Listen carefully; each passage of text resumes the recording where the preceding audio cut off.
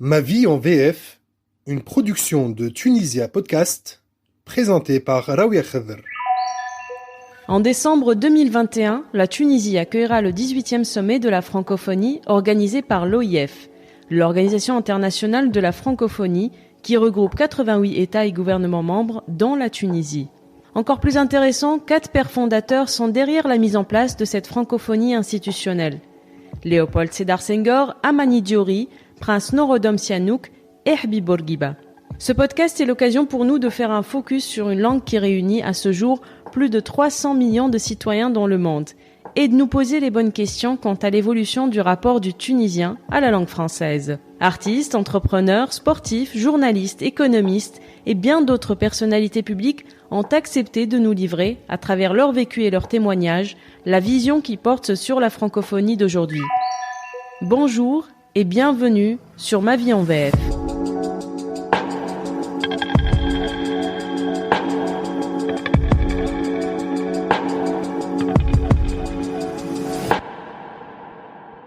نحكيو شوية قبل لأن ديما هذوما les petites intros وبيساج نعرف عندك tu as la même interface que moi je crois. هي je vois اللي هو قاعد يسجل oui tout à fait Voilà. انت تسمعني بالباهي الكاليتي elle est bonne non? Elle est bonne normalement inchallah. Excellent. Docteur en télécommunications, formé en Allemagne et en France, Jamel Gafsi est aujourd'hui General Manager chez Microsoft Europe de l'Ouest. Une success story bien tunisienne dans les différentes étapes en disent long sur le mindset de Jamel. De l'enseignant-chercheur au dirigeant chez Microsoft, cette tête pensante est aussi passée par la case start-up à succès et l'investissement dans l'éducation. Aujourd'hui, Jamel Gafsi prône un apprentissage des métiers basés sur le talent et la passion. Pour lui, une nation équilibrée, c'est une nation riche de sa diversité. Et c'est de cette réflexion qu'est né le projet de l'École internationale française de Tunis qu'il a fondée il y a quelques années. Une école à programme français, mais qui se veut entièrement internationale et multilingue. À l'EIF, les élèves apprennent le français, l'anglais et l'arabe dès la maternelle et en sortent trilingues au baccalauréat. Pour Ma vie en VF, nous organisons cette interview à distance où Jamel Gafsi m'explique quelle éducation il prône aujourd'hui pour une Tunisie meilleure et des enfants plus épanouis. L'enfance, c'était à Sfax. J'ai passé 18 ans de ma vie, les premières 18 années, à Sfax. Par contre, je suis né à Teboulba, et Teboulba, c'est la ville natale de mes parents. Et j'ai grandi dans cette grande ville qui est Sfax, qui est certainement connue par le sérieux, le travail et la persévérance. Moi, j'ai de très très bons souvenirs de mon enfance. L'enfance vraiment des années 70, des années 80. Où on a un but dans sa vie. Son but, c'est vraiment d'exceller à l'école. Son but, c'est d'apprendre, d'être toujours assoiffé de lecture, être toujours assoiffé de connaître les choses. Je me rappelle très bien, quand j'avais 8 ans ou 9 ans, je faisais la queue devant la Bibliothèque nationale à Sfax pendant les vacances pour aller lire un livre. Et ça revient aujourd'hui, ou ça revient maintenant quand on en parle. Je suis d'une famille de la classe moyenne tunisienne. Mon papa, Allah yarhamou, il a fait ses études à la Zaytouna et il travaillait au tribunal de première instance à Sfax. On était nombreux à la maison, mais c'était un avantage. C'était vraiment une richesse aussi. J'étais numéro 8 parmi une fratrie de 9. Ça m'a donné aussi cette volonté de suivre mes aînés. Et la valeur travail était omniprésente à la maison. C'est-à-dire vraiment, je dirais même l'horloge est conditionnée par le travail, par les résultats scolaires, par la réussite. Et on avait toujours ce sentiment de dire, il n'y a pas 2 options, il n'y a qu'une seule option. L'option, c'est de réussir dans sa vie. Ça commence tôt, ça commence, je pense, dès les premières années. Est-ce que justement, moi je pose la question, vous êtes le 8e de cette fratrie, vous avez dû hériter quand même de pas mal de, je sais pas, de livres, c'était quoi j'imagine qu'à Sfax et à l'époque, les activités, on va dire, à l'extérieur n'étaient pas nombreuses et donc la lecture, la place de la lecture dans votre enfance, Jamel, et qu'est-ce que vous lisiez et la place de la lecture en français, en langue française. Oui, très honnêtement, je ne peux pas prétendre être un grand lecteur, mais j'en ai lu des livres, clairement, j'en ai lu. Je me rappelle très bien mon petit premier livre, si je me permets, fut le Petit Chaperon Rouge. J'ai adoré et je me rappelle très bien de de cette petite histoire qui m'a certainement intéressé. J'ai grandi et les livres ont grandi avec moi aussi. Le Tour du monde en 80 jours Oui. était aussi un autre livre que j'ai adoré. Ça m'a découvert le monde, ça m'a permis de voyager sans voyager. Jules Verne a écrit une merveille, clairement. Et je reviens à ma jeunesse. Oui, on n'avait pas les moyens de voyager partout dans le monde. À peine voyager d'une ville à l'autre pendant les vacances pour aller voir sa grande famille de Sfax à Teboulba. Mais on a Mm. voyagé à travers les livres. Moi, j'ai voyagé à travers les livres. Et j'ai pu vraiment découvrir le monde et m'intéresser au monde qui m'entoure à travers ces livres. Oui, j'y suis plongé plusieurs fois et voyager à travers ces livres m'a permis certainement de découvrir beaucoup de choses. Il y a un livre qui m'a attaché le plus, si je me permets. C'est celui de Camus, Le Premier Homme. Pour moi, c'est un livre qui m'a vraiment donné envie de voyager. J'ai adoré la façon avec laquelle Camus a décrit sa jeunesse, son départ de l'Algérie française vers la France et Oui. sa nostalgie éternelle. Et moi, permettez-moi de vous donner une petite confidence. Cette nostalgie éternelle m'habite depuis que je suis parti de Tunisie à l'âge de 18 ans. Et ça continue. Moi, j'allais dire même avant. Des fois, on a cette nostalgie du non vécu, justement, à travers des livres, comme vous venez de le citer, celui d'Albert Camus, Le Premier Homme. Bah, question, justement, vous êtes parti à 18 ans en Allemagne d'abord, donc curieusement. Oui. Et à l'époque, donc, vous ne maîtrisiez pas la langue allemande. Comment ça s'est fait? Pourquoi l'Allemagne? Comment vous avez appris la langue? Comment vous êtes installé dans dans ce pays? Je reviens au livre pour répondre à cette question et j'essaie de citer, de me rappeler d'une citation, je pense d'Alphonse Daudet, si je me trompe pas, qui disait apprendre une nouvelle langue, c'est comme tenir ou détenir la clé de sa prison. Ça m'a vraiment suivi cette citation. En fait, j'avais la possibilité d'aller en France et de faire mes études en France, comme tout pratiquement la majorité des Tunisiens qui partent à l'étranger. Et je me souviens très bien, ma sœur, ma grande sœur qui habitait la région parisienne, quand j'avais mon bac, m'a déconseillé d'aller en Allemagne. J'étais têtu et je suivais vraiment mon intuition, c'est de dire je veux vraiment découvrir ce pays. Et vous savez pourquoi j'ai insisté? Parce que et je remercie et je ne cesserai vraiment de remercier ce monsieur, ce professeur que j'avais, professeur d'histoire. J'étais en 5e année secondaire, qui nous décrivait l'Allemagne comme vraiment le diable des diables, si vous voulez. Et pour moi, ça m'a vraiment touché, ça m'a vraiment frappé. La contradiction que j'avais en tête mi des années 80, c'était comment ça se fait qu'un tel pays diabolisé était la première puissance économique européenne à l'époque. Ça l'est Ouais. toujours d'ailleurs. Et je voulais vraiment découvrir ce pays. Donc j'allais contre courant, j'allais vraiment contre ces idées reçues certainement pour aller découvrir un nouveau monde. Pour moi, c'était un nouveau monde. L'Allemagne, même si c'est collé à la France, c'est très loin de notre Tunisie, culturellement parlant, en termes de langue bien sûr. Et je voulais découvrir. Donc c'est peut-être le rebelle en moi qui m'a vraiment poussé à aller faire mes études en Allemagne. J'ai commencé à apprendre la langue allemande comme toutes celles et tous ceux qui partent en Allemagne, surtout les boursiers de l'État tunisien. Mm. J'en étais un. Et après, j'ai entamé mes études en informatique à l'université de Karlsruhe, qui est certainement la Mecque des études informatiques en Allemagne et en Europe même. Donc, je finis mes études en Allemagne, une expérience extraordinaire. En tout, j'y ai passé 6 ans et demi. Je suis parti de Karlsruhe, je suis parti à Sophia Antipolis, au sud de la France, ce qu'on Alors, appelle la French Riviera, mais pour curieusement, pourquoi le oui, doctorat pas en Allemagne, justement? Pourquoi vous changez encore une fois de pays? je pense sincèrement, et j'ai réfléchi vraiment à cette question, je pense que c'était la soif de retrouver la France, que je n'ai jamais connue auparavant d'ailleurs. Et c'est assez intéressant que je vous dis retrouver la France de ma jeunesse en fait. La France de ma jeunesse, c'est vraiment la 2, les émissions françaises.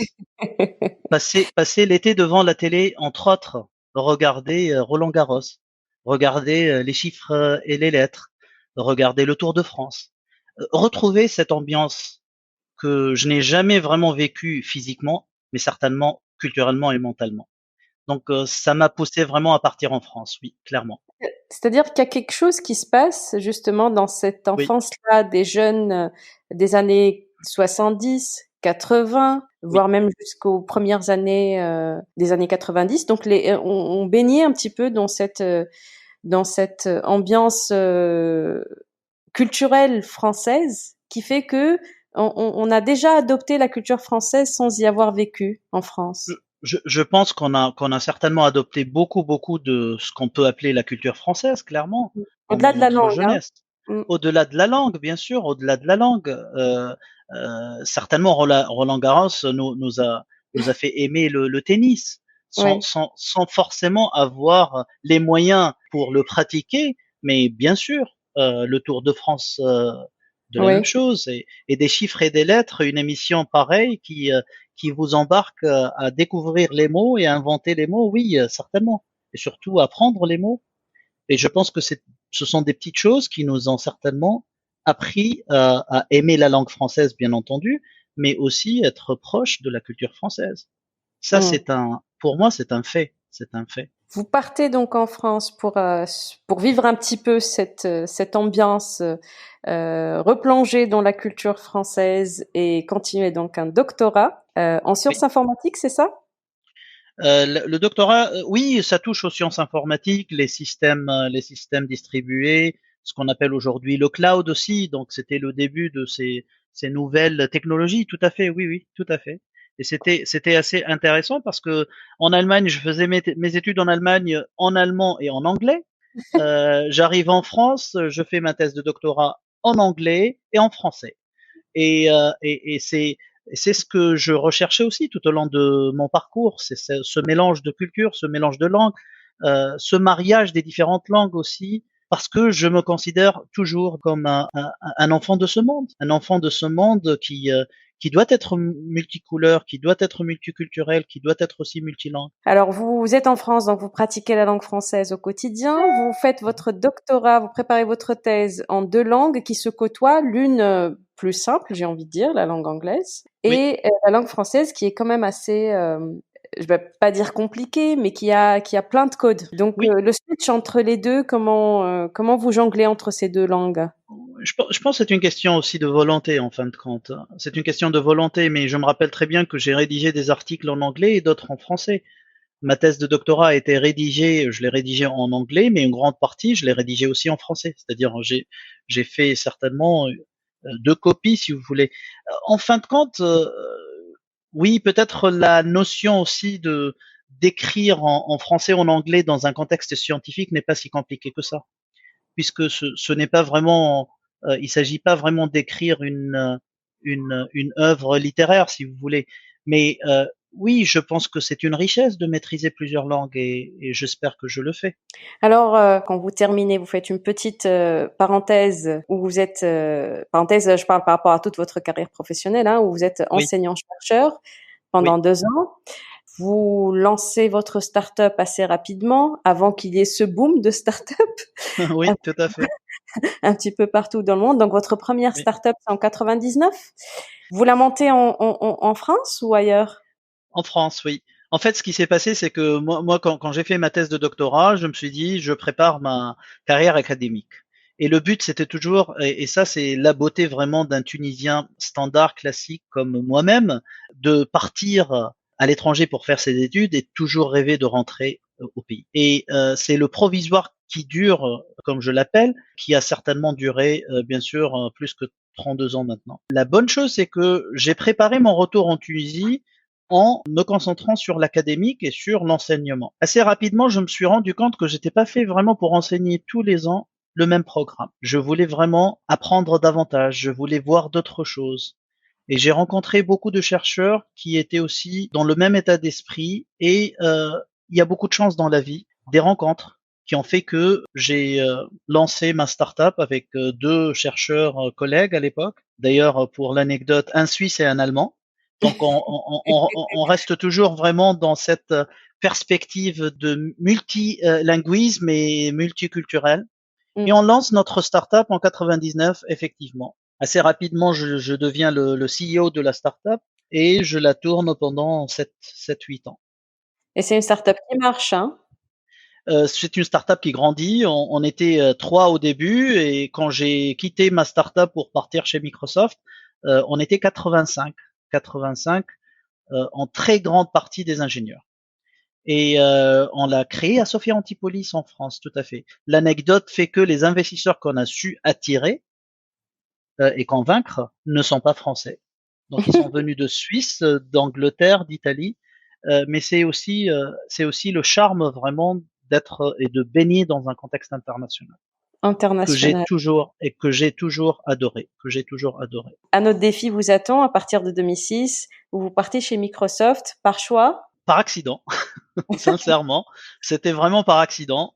Microsoft avec laquelle j'ai noué un partenariat pour ma startup. Des dirigeants m'appelle un jour pour me dire Jamel, je cherche un responsable pour une activité précise en Europe. Est-ce que tu connais quelques candidats sérieux et je te remercie pour l'aide que tu pourrais m'apporter. Et je lui dis envoie-moi la description du job, envoie-moi la description de ce que tu attends. J'ai tout reçu. Et à l'époque, j'étais aussi dans cette vraiment quête de, je dirais, recherche vraiment de la prochaine étape de ma vie professionnelle. J'ai fait le tour d'horizon au sein de ma startup et je voyais que il me fallait tout simplement un nouveau challenge. Je ne peux pas vivre avec la routine, je ne peux pas vivre avec le récurrent. Je veux vraiment toujours me mettre des nouveaux défis. Et vraiment assez rapidement, j'ai rappelé mon contact, mon partenaire chez Microsoft, et je lui dis oui, j'ai trouvé un candidat, il pourrait vous intéresser. Il m'a dit envoie-moi son CV. Je ne dis rien au téléphone, je lui envoie mon CV. Il m'appelle de suite pour me dire Jamel, non, tu rigoles. Non, non, je rigole pas. Il était aux États-Unis, il est toujours aux États-Unis. Je lui dis non, je me porte candidat. Et c'est comme ça que l'aventure Microsoft a commencé fin 2005, début 2006. Et vous y êtes toujours aujourd'hui aujourd'hui général manager, c'est ça? Tout à fait, tout à fait. Et tout ça, vous le faites donc aujourd'hui, par exemple, chez Microsoft, vous switchez entre plusieurs langues. Ben, vous êtes en France, vous travaillez avec des gens qui sont aux USA, donc vous switchez en anglais. Vous avez on va parler donc de l'école, donc du personnel, j'imagine, en Tunisie, avec qui vous discutez en tunisien. La place des langues dans votre vie, Jamel, justement, Jamel Gafsi, est-ce euh, comment vous concevez cela? Qu'est-ce que ça vous a apporté, tout cet apprentissage des langues? Je ne sais pas d'ailleurs si vous utilisez encore l'allemand professionnellement parlant. Oui, oui, tout à fait. Je suis à la tête d'un business chez Microsoft sur 12 pays différents en Europe de l'Ouest. 12 pays qui parlent certainement une dizaine de langues différentes. Donc oui, j'ai des réunions qui sont faites en allemand avec la Suisse, avec l'Autriche par exemple, des réunions qui sont faites en anglais avec l'Europe du Nord, que ce soit la Suède ou d'autres parties de l'Europe du Nord, et d'autres réunions en français, bien entendu, mais aussi, comme vous le dites, quand je discute avec les membres de la famille ou avec les membres de l'OIF à Tunis, oui, il m'arrive souvent de discuter en arabe aussi. Pour répondre à votre question, la place des langues en fait. Moi, je trouve que une langue, c'est une vie. Une langue, ça respire. Une langue, ça aspire, ça expire. Donc, il faut vraiment l'entretenir. Il faut l'arroser. Il faut vraiment la faire grandir. Et c'est toute une vie. Donc, on peut jouer avec la langue, on peut vraiment danser avec la langue et on peut chanter avec la langue. Moi, je suis pas de celles et ceux qui pensent que l'italien c'est romantique et l'allemand c'est affreux. Non, je ne pense pas. L'allemand a son charme dans son contexte et l'italien a son charme dans son contexte. Et le plus on peut vraiment maîtriser les langues, c'est une chance. Le plus on peut s'en sortir aussi dans un monde de plus en plus connecté, de plus en plus, je dirais, proche et avoir bien sûr à maîtriser plusieurs langues. Je reviens à ce que Alphonse Daudet disait, c'est maîtriser et détenir certainement la clé de plusieurs prisons. La prison de la vie pour commencer. Et saisir les opportunités aussi. Absolument. Bien sûr, quand on maîtrise plusieurs langues, les portes s'ouvrent et plus de portes s'ouvrent. Est-ce qu'on oublie une langue en ne la pratiquant pas? Vous savez, c'est une très bonne question et merci pour la question. Il m'est arrivé de ne pas parler allemand pendant quelques petites années et il me fallait 3 heures pour m'y remettre. 3 heures. Donc c'est pas grande chose, sincèrement. Je pense quand on apprend une langue et surtout, et j'insiste vraiment, les plus petits ont beaucoup plus de chance et certaines capacités d'apprendre les langues dès le jeune âge. C'est vraiment le conseil que je peux donner. Apprendre une langue le plus jeune possible permettra vraiment de maîtriser la langue à vie. Et d'ailleurs, c'est probablement dans cet esprit-là, justement, que vous fondez cette école internationale française de Tunis, l'EIF, une Mhm, école alors qui suit le programme français, mais qui mhm, est internationale puisqu'on y apprend aussi l'anglais, mhm, l'arabe. On est donc en gros trilingue quand on arrive au baccalauréat, au minimum. mhm. Pourquoi ce choix? Pourquoi le choix du projet en tant que soi, d'une école? Et puis pourquoi une école à programme français, pas à programme tunisien? Pourquoi une école à programme français mais international? Comment se sont Mhm. faits successivement tous ces choix? Beaucoup de questions et je vais essayer vraiment de les traiter une après l'autre et j'espère que j'aurai le temps de tout traiter. La première chose, c'est que moi, l'amour envers mon pays natal, la Tunisie, mon pays tout court, n'a jamais cessé. Je suis loin de mon pays, mais je n'ai jamais cessé d'aimer ce pays, malgré tout ce qu'on peut vraiment voir et avoir et subir. Ce pays qui m'a permis de grandir, d'avoir une éducation républicaine, gratuite, et qui m'a permis vraiment d'aller faire mes études à l'étranger, en Allemagne pour commencer.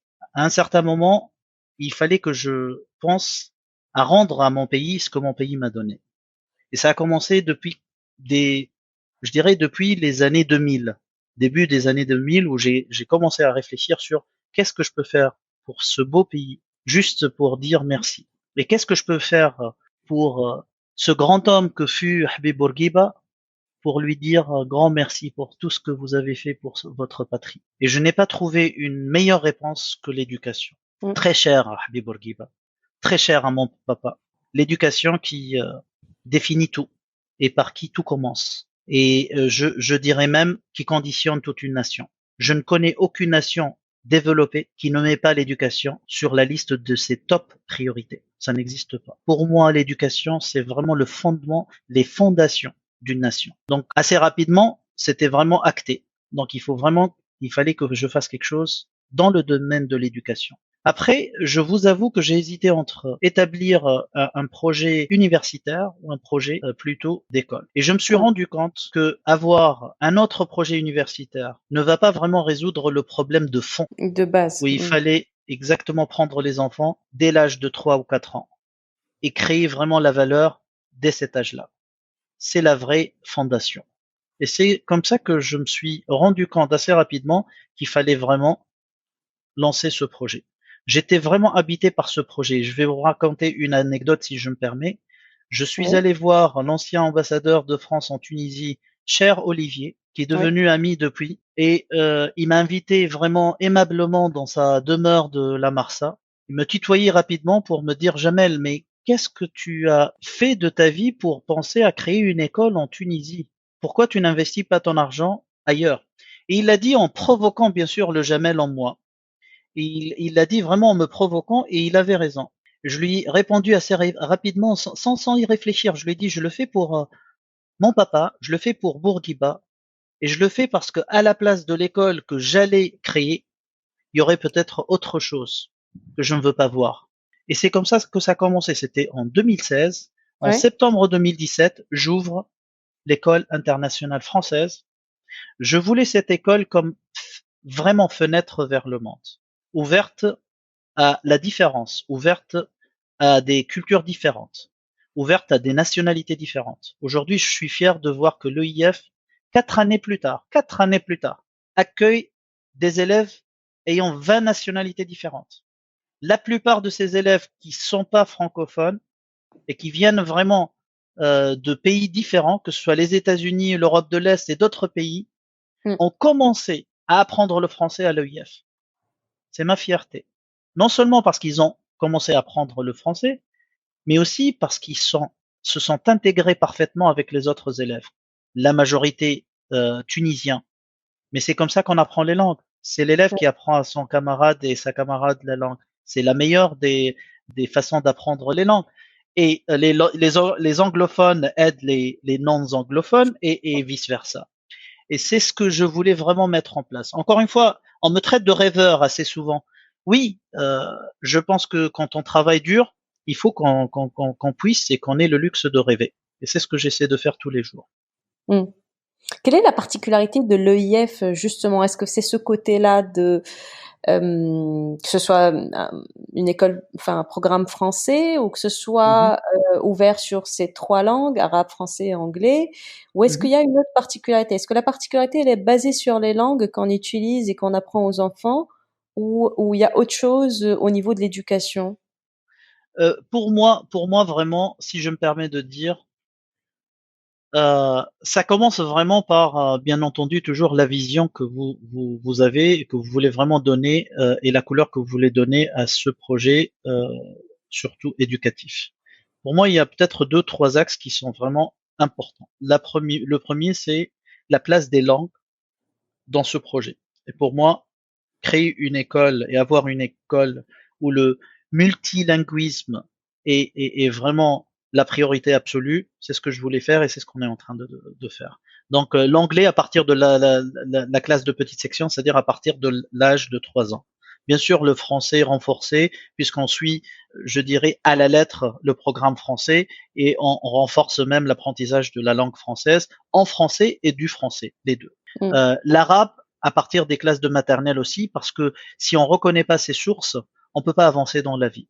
Donc l'arabe a sa place, je dirais même omniprésente à l'EIF. Ça c'est pour vraiment commencer pour l'école primaire. À partir du collège, on ajoute une nouvelle langue pour tout simplement ouvrir les élèves et leur permettre davantage de s'ouvrir au monde qui nous entoure. Ça, c'est le premier axe. Le deuxième axe, c'est vraiment cette ouverture au monde, que ce soit par la motivation d'accueillir des élèves venant de partout dans le monde ou du monde entier, mais aussi l'EIF qui va chercher aussi des partenariats à l'international. Et c'est ce qu'on a fait plus récemment.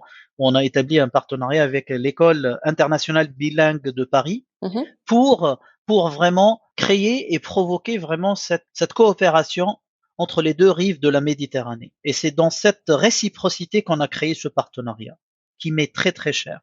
Et ça va bien sûr continuer. On va certainement nouer d'autres partenariats. Donc cette ouverture au monde et cette ouverture de l'esprit au-delà, je dirais, des frontières tunisiennes et des frontières même d'une école française, si vous voulez. Et le troisième élément qui est vraiment important, c'est tout ce qu'on peut appeler les soft skills en fait. Ouais. C'est-à-dire une école où on n'apprend plus pour réciter bêtement parce qu'on va oublier dans 2, 3 jours. Ce n'est pas ça la vocation de l'école du 21e siècle. L'école du 21e siècle permet à l'élève de se poser les bonnes questions, d'apprendre vraiment à se comporter, d'apprendre à prendre la parole dans un contexte de une audience, que ce soit avec ses camarades ou dans un autre contexte, de prendre aussi le temps de poser les bonnes questions, d'avoir cet esprit analytique, critique, d'oser, de ne pas vraiment se cacher derrière oui, mais on m'a dit comme ça, donc c'est comme ça. Non, Mm. se poser les bonnes questions. Si je me permets de dire le dernier point, qui est vraiment très important, c'est bien sûr s'adapter à leur monde. Un monde où la technologie va être de plus en plus envahissante.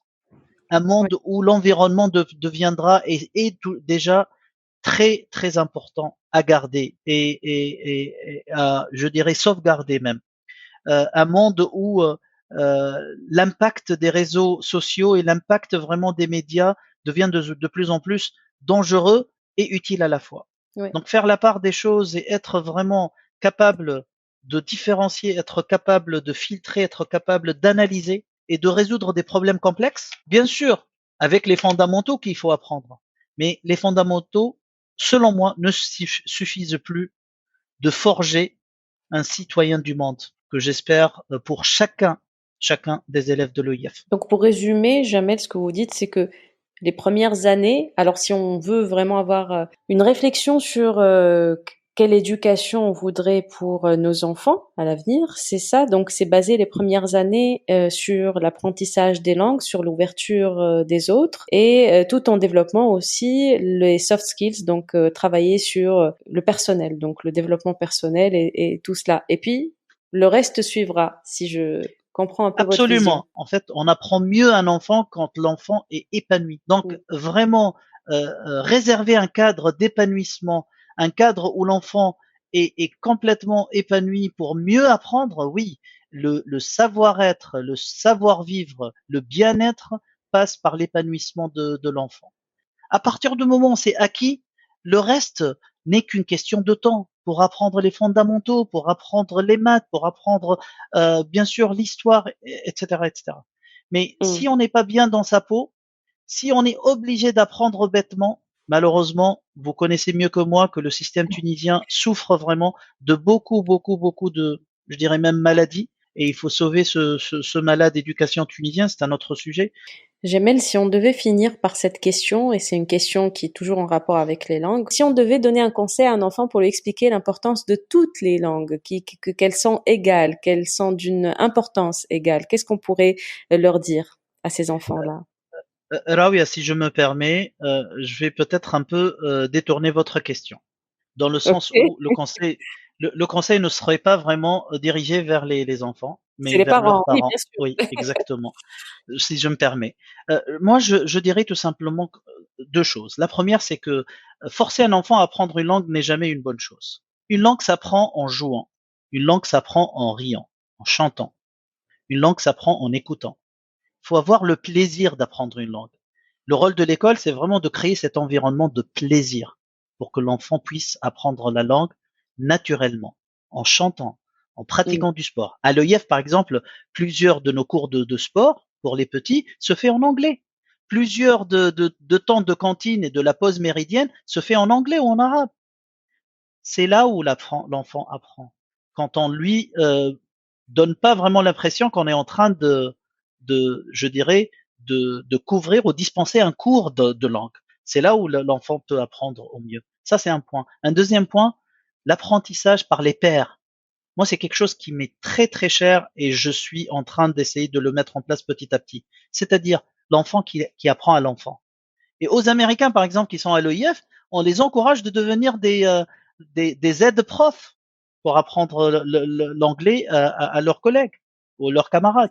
Ça, c'est Mm. important aussi dans cette façon ludique d'apprendre les langues. Dernier point, moi, ce que je conseille aux parents, cette fois-ci, Mhm. c'est de dire, il faut pas être pressé, il faut pas comparer. J'ai le sentiment qu'il y a beaucoup de comparaisons qui se font d'une façon systématique. Comparer. Mm. Ah, mon enfant, il a 5 ans, mais sa cousine ou son cousin, il est Ouais. meilleur que lui ou qu'elle en telle ou telle langue ou telle matière. De grâce, laissez vos enfants grandir. De grâce, laissez vos enfants respirer. De grâce, laissez vos enfants s'épanouir. Quand ils sont épanouis, ils vont mieux apprendre. Quand ils sont épanouis, ils vont mieux vraiment choisir aussi. Une langue, ça se force pas, ça s'aime et ça Ouais. se motive.